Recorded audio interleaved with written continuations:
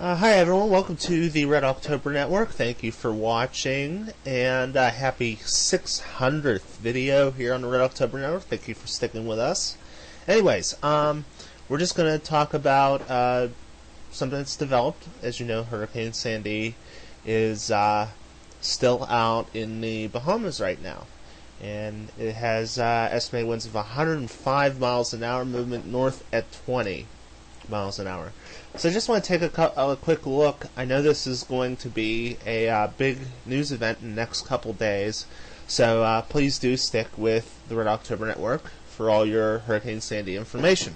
We'll try to do this update every day, at least once a day. We'll try to get it in twice. I am going to be working tomorrow, so I'll try to get an afternoon update and an evening update, probably in the late evening towards nightfall in the red eye shift. So anyways, I just want to show you. I'll start off with a visible of Hurricane Sandy. You can see here that it's a very ragged storm. It's very large. You can see here that it's pretty much very well spread out. Obviously there's some bands that are already reaching Florida. These are probably not really strong, but still this is such a strong system that its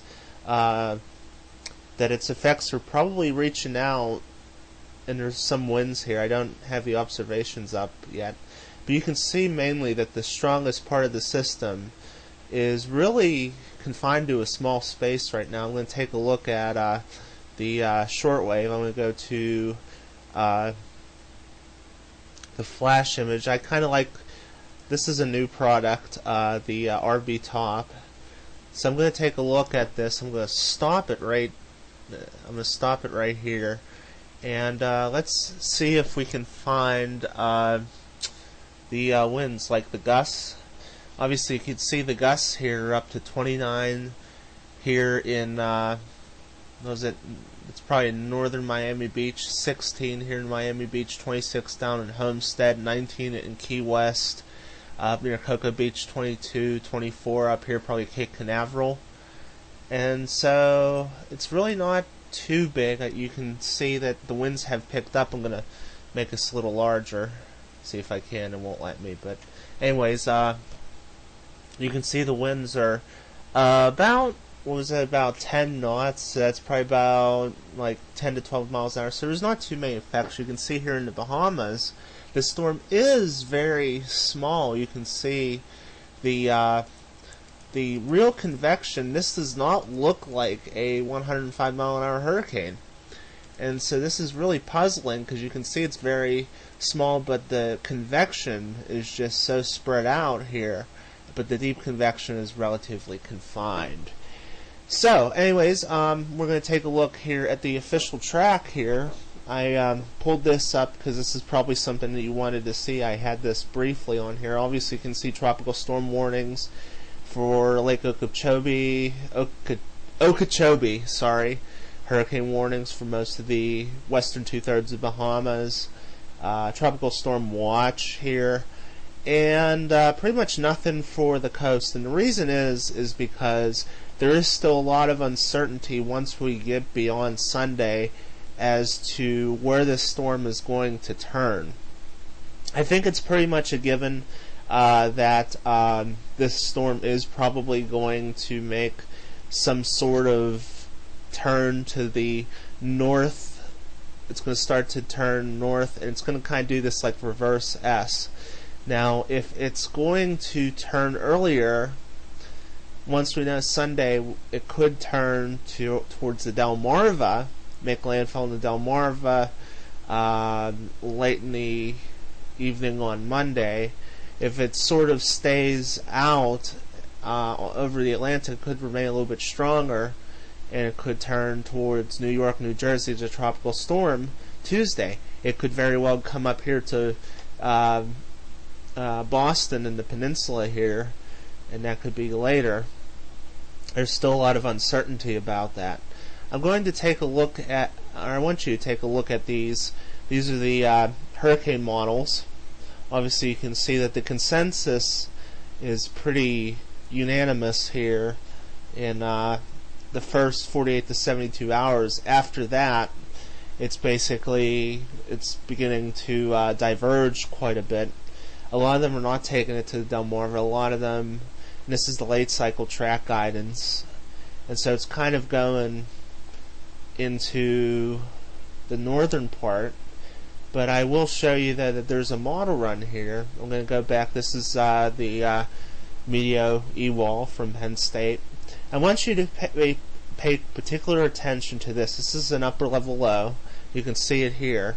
Now what can happen with these lows is that hurricanes tend to want to avoid the high pressure and they want to go towards the low pressure. So what you'll see here is you'll see the low, you can see it moving, and it's going to pull up. And so with the frontal system, the front is roughly about here. This is Sunday morning.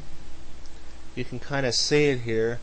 And so initially the storm's like, okay, there's high pressure setting in, and so you're thinking to yourself, okay, well, the storm's going to go out to sea.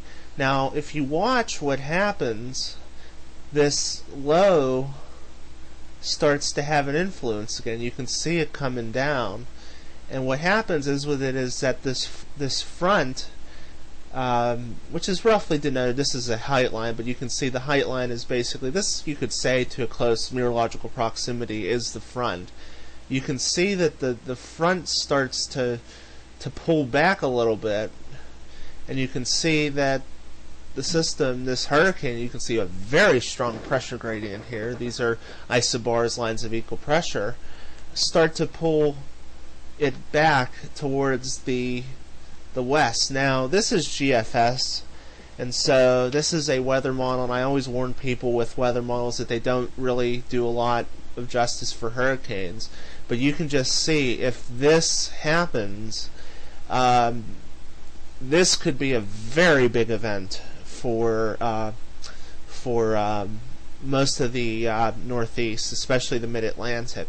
Now this is the 12Z run from today. We'll see what the 18Z runs in a little bit. It's not finished with the data, and so you can see there that it does become a subtropical low. But this down here, you can see this. This is a precipitation plot.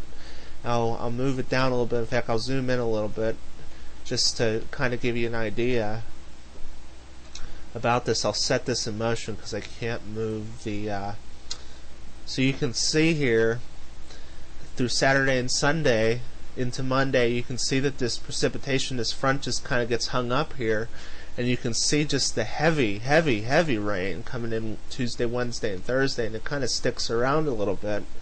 And so you can see the front. Now watch Sandy come in.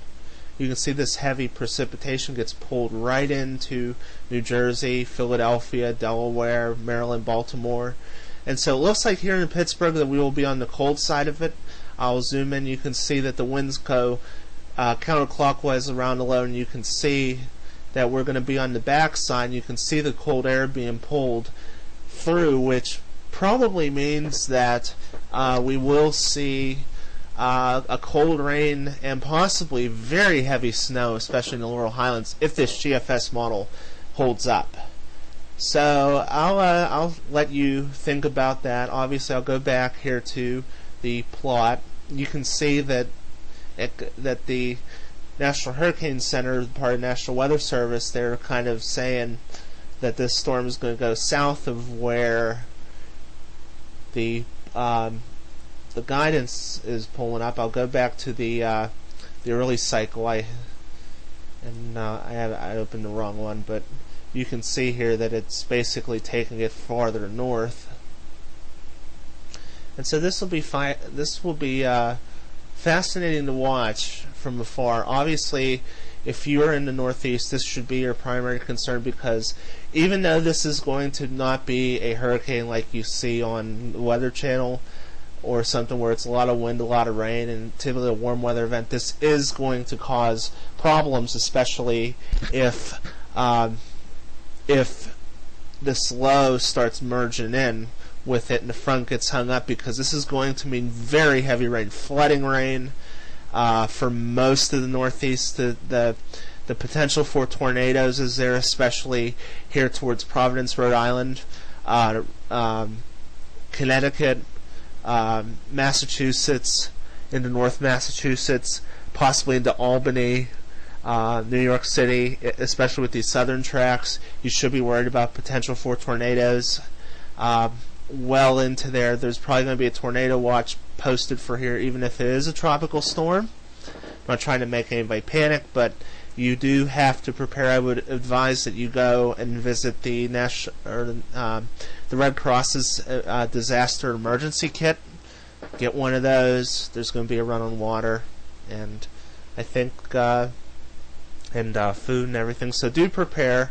You should have it anyways, but we'll leave you there. I'm going to try to do an update probably early tomorrow, and we'll see you then. So thank you for watching Red October Network. Happy 600 videos, and see you later.